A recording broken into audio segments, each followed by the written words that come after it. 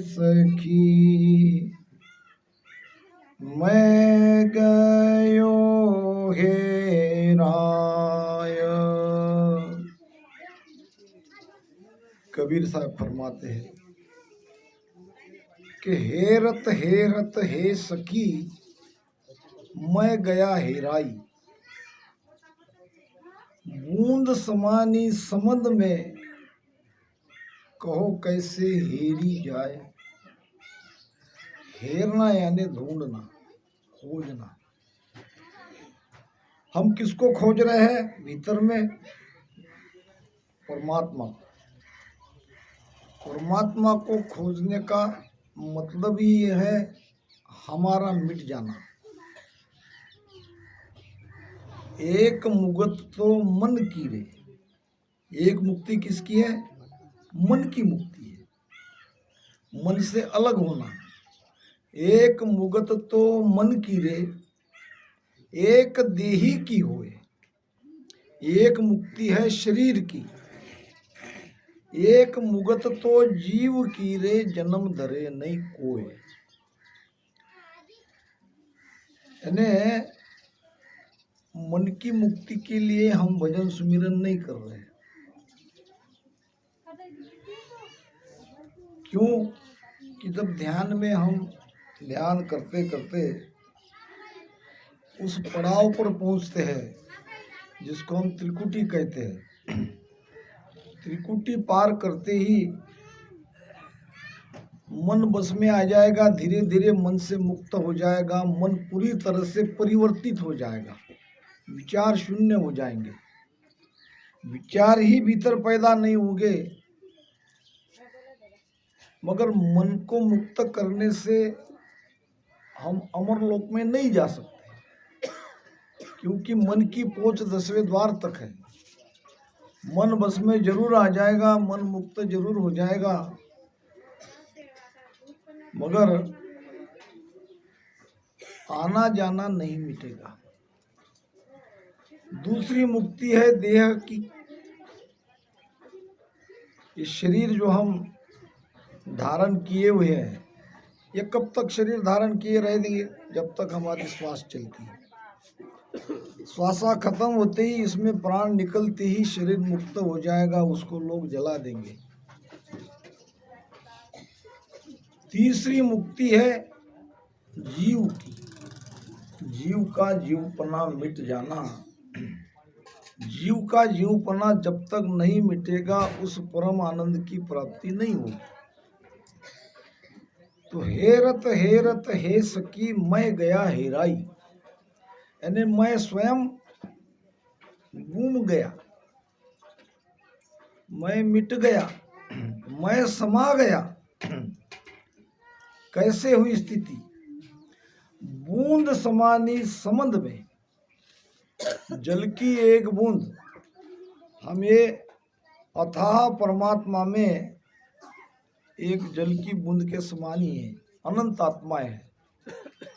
बूंद समानी समंद में। अब ये बूंद जाके समंद में, जैसे कि बाहर का प्रमाण लेके वर्षा का पानी बरसता है नालों के द्वारा नदी में, नदी के द्वारा गंगा में, ऐसे करते करते ये गंगा जाके समा जाती है सागर में। इसी प्रकार हमारी ध्यान में ये स्थिति होती जाती है। हम मिटते जाते हैं। जब हम सत्संग में आके बैठते हैं, पहली बार ज्ञान सुनते हैं, तो हमारे अंदर वो भाव तैयार हो जाता है। जब सदगुरु के शरण में जाके इसका भेद हमें मिलता है और सदगुरु कृपा से शब्द की जागृति होती है, तो हमारी मिटने की यात्रा प्रारंभ हो गई। आनंद ऐसे नहीं आएगा। ये सारी चीजों के साथ जो आनंद आएगा वो तो माया का आनंद है। एक माया का आनंद है, एक ब्रह्म का आनंद है, एक परमानंद परम पद का सत्स्वरूप का आनंद है। माया का आनंद तो हम ले ही रहे हैं, इंद्रियों के साथ, मन के साथ ये विषयों का जो आनंद हम ले रहे हैं, ये आनंद नहीं चाहिए। ये आनंद बार बार हमें जन्म मरण में ला रहा है। हमको इससे अलग होना है, माया से, प्रकृति से अलग होना है, कर्मों से अलग होना है, तत्वों से अलग होना है। एक है ये माया का आनंद जो हम सब इसका अनुभव करते हैं। एक है ब्रह्म का आनंद, जब ध्यान में हम शून्य स्थिति में पहुंच जाते हैं, वो ब्रह्मानंद है। हालांकि वो आनंद नहीं है, मगर उसको भी आनंद ही कहा है, आनंद ही कह सकते हैं। कैसे? जैसे हम नींद में सो जाते हैं 7 घंटे 8 घंटे, मैं बहुत बढ़िया सोया रात में, 5-6 दिन की रोज की सत्संग थी, बड़ा आनंद आया। गाढ़ झोप मराठी भाषा में। तो नींद में हमें कुछ एहसास होता क्या हो रहा है हमारे साथ? एक हम उस शून्य स्थिति में चले जाते हैं, हमें कुछ आभास नहीं होता है। ऐसे ही ये ब्रह्म शून्य की अवस्था है, वो है ब्रह्मानंद। आनंद तो है नहीं, मगर वहाँ दुख भी नहीं है। वहाँ सुख भी नहीं है तो वहाँ दुख भी नहीं है। एक परम शून्य है, अथाह शून्य है। अब उस शून्य से जब हम नींद से जागते हैं तो सुबह कितना फ्रेश हो जाते हैं। सुबह फ्रेश होने का मतलब ही तो कोई चीज़ उस समय भी हमको सुख का आवाज दे गई, आनंद का आवाज दे गई, वो है ब्रह्मानंद। और तीसरा है सत्स्वरूप,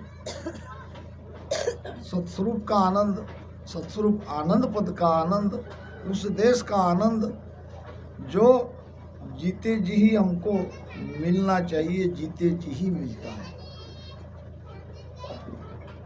मरने पीछे मुक्ति बतावे सो गुरु झूठा कहा। मरने के बाद तुम्हारा मोक्ष हो जाएगा, तुम ये करो, ये सब यहाँ हमारी धारा में, गुरु महाराज के ज्ञान में नहीं चलता है। यहाँ तो जीवत मोक्ष मिलाया हो, जीते जी मोक्ष में जाना है।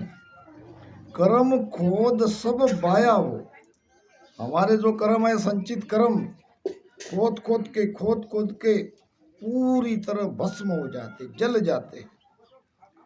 रूपन चूपन काया हो, न वहां रूप है। चुप नाम, क्या वहां मुके हो जाते? क्या चुप क्या है फिर?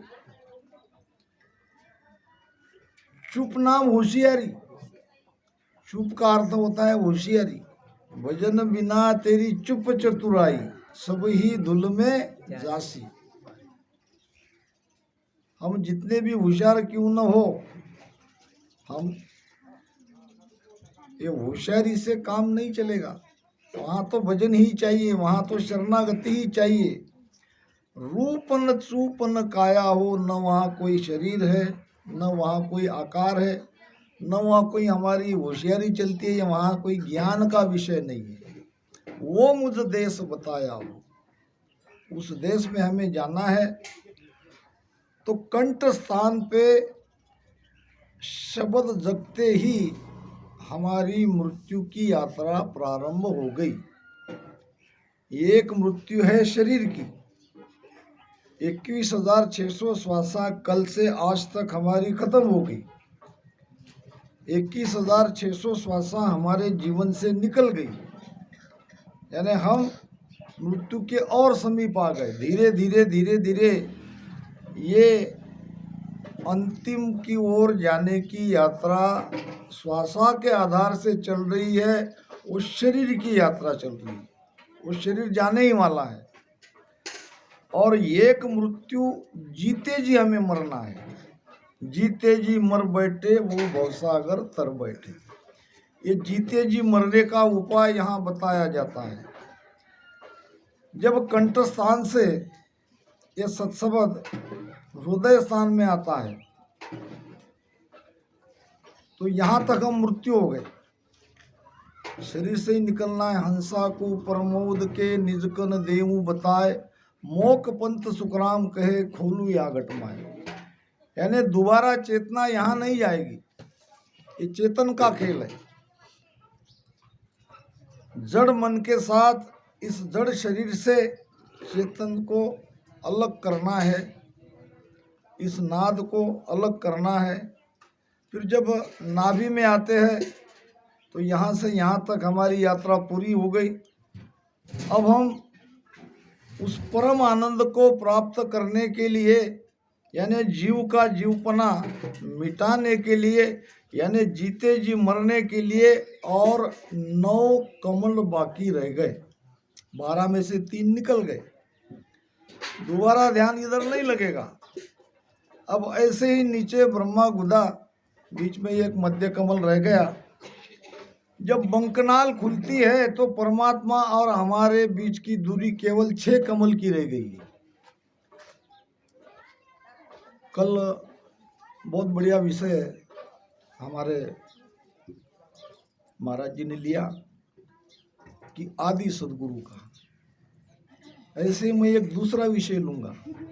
यहाँ किसी की निंदा टीका की बात बिल्कुल नहीं है, और उन्होंने भी वही भाव से वो ज्ञान हमको कहा।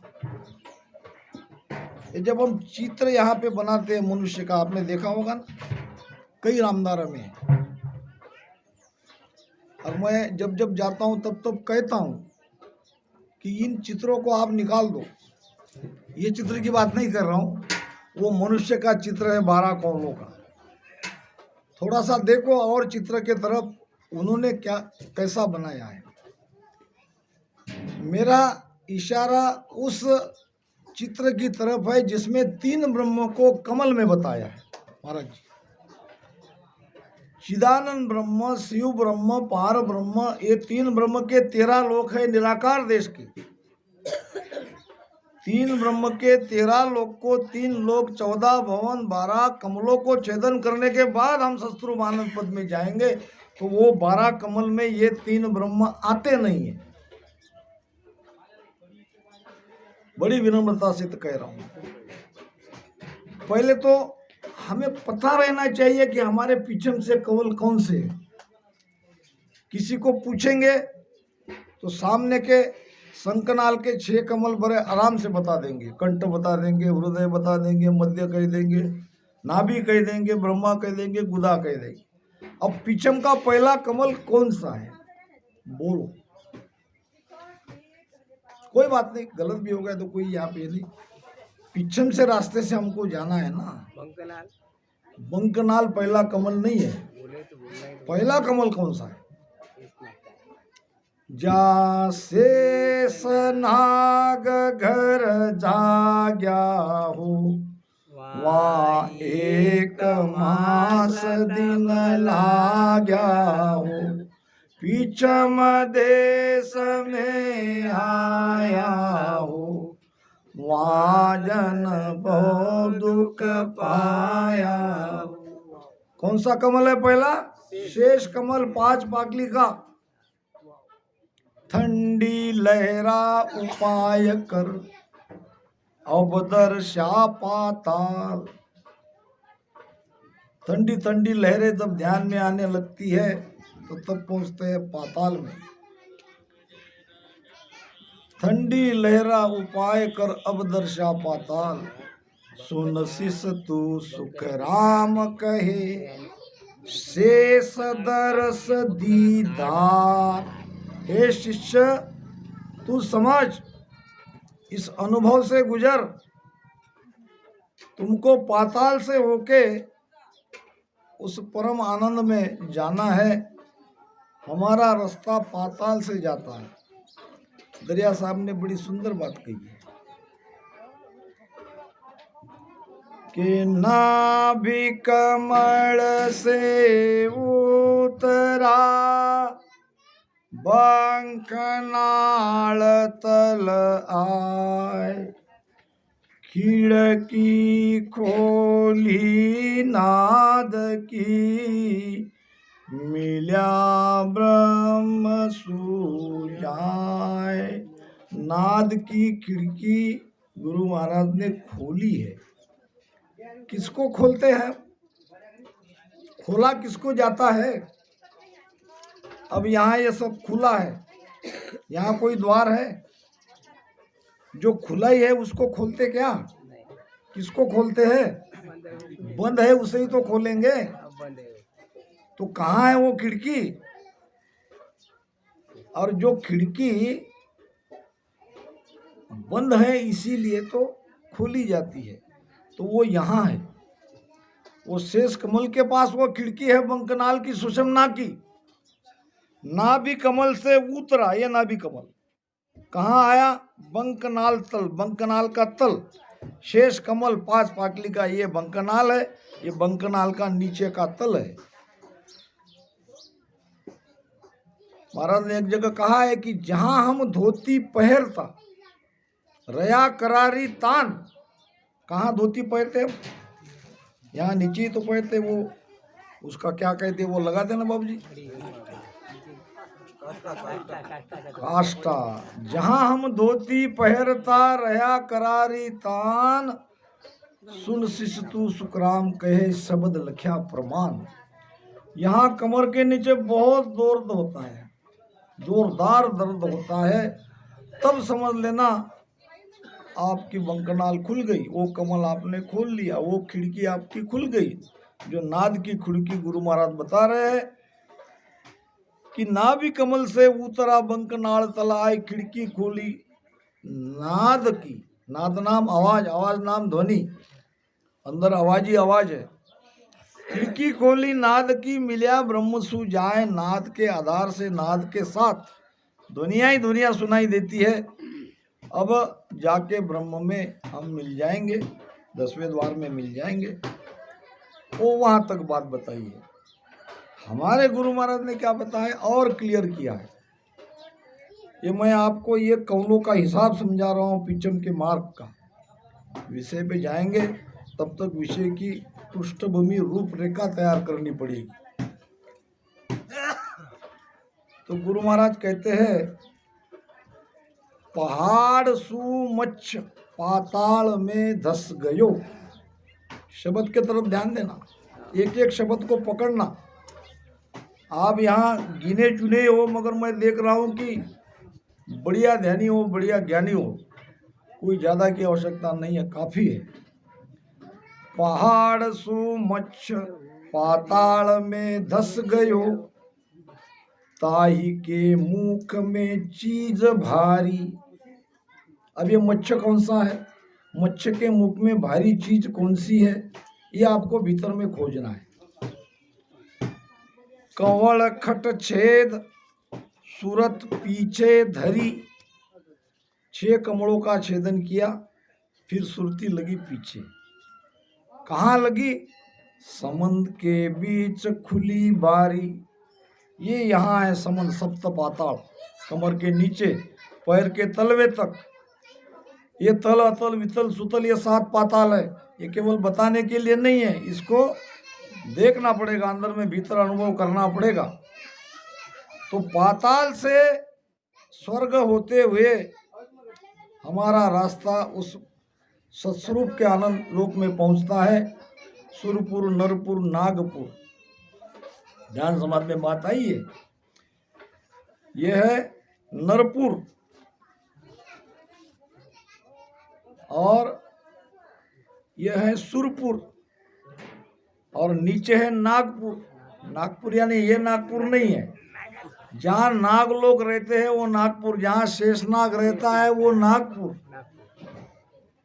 तो ये 3 पुर को हमको पार करना है, तभी उस देश में जाएंगे। तो पहाड़ सु मच्छ पाताल में धस गयो। मच्छ है सत्सबद नियंचर कुदरत कला। उसके मुख में बहुत भारी चीज है। वो चीज है हमारी चेतना, हमारा प्राण, हमारी आत्मा, जो 9 द्वार से नहीं जानी चाहिए। 9 द्वार से वो नहीं निकले, इसके लिए तो सारा ये प्रयोजन है। प्राण ऊर्जा है ना वो। प्राण चेतना है, प्राण ऊर्जा है, प्राण शक्ति है। वही तो वो सत्सबद पकड़ के ले जाता है, खींचता है अपनी तरफ। कवल खट छेद सुरत पीछे धरी। क्यों पीछे धरी? इस शब्द के साथ यह सुरती जाती है, सुरती के साथ शब्द कभी नहीं जाएगा। संबंध के बीच खुली बारी। अब यहाँ बारी कहाँ है, वहाँ खिड़की कहाँ है? कहीं द्वार कहते हैं, कहीं रास्ता करते, शब्द का फर्क है, बाकी बात एक ही है। पहुंचा पहुंचा एक मत, अन पहुंचा अनेक। पहुंचे हुए महात्मा का मत एक ही आएगा।